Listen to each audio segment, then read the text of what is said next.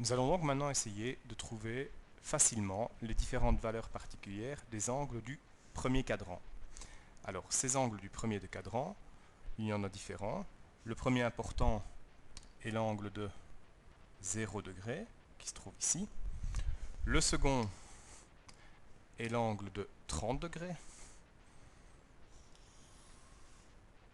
que voici. Pour pouvoir bien lire correctement, je fais une légende à côté et je ne mets pas mes angles. Vous allez vite comprendre pourquoi. Le deuxième angle est l'angle de 45 degrés. Et enfin, le troisième angle est l'angle de 60 degrés. Et pour terminer, quand même, il y a bien un angle de 90 degrés. Tous ces angles ont un cosinus. Pour rappel, le cosinus se trouve sur l'axe horizontal puisque le cosinus est couché entre, et ses valeurs sont comprises entre 0 et 1. Les sinus se trouvent sur l'axe vertical. Ils sont également compris entre 0 et 1. Si l'on regarde d'un peu plus près, pour l'angle de 0 degré, l'angle de 0 degré qui se trouve ici, il a un cosinus qui vaut 1. Il a un sinus qui vaut 0. Pour l'angle de 90 degrés qui est également un peu particulier, il a un cosinus qui vaut 0 et un sinus qui vaut 1.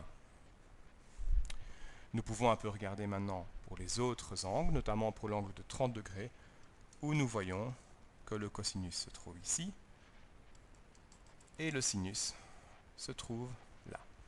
Ce qui sont des valeurs évidemment complètement inconnues dans un premier temps. Pour l'angle de 45 degrés, eh bien je fais pareil. Je regarde le cosinus, je regarde le sinus. Et pour l'angle de 60 degrés, je regarde le cosinus et je regarde le sinus. Comment trouver la valeur de ces différents points? Eh bien, il y a une méthode toute simple. Pour ce faire, je numérote tous les points. 0, 1, 2 et 3. Je fais pareil sur l'axe vertical. 0, 1, 2 et 3. Maintenant, je mets des racines carrées. Donc, si je fais une racine carrée ici, racine de 1 vaut évidemment 1.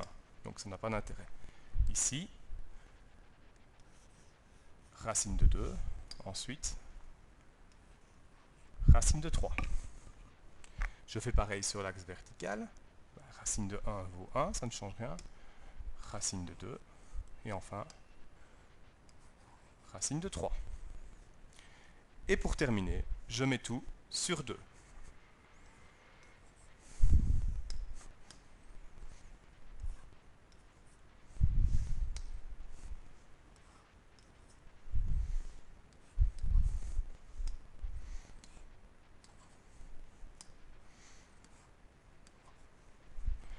Nous avons ainsi les différentes valeurs particulières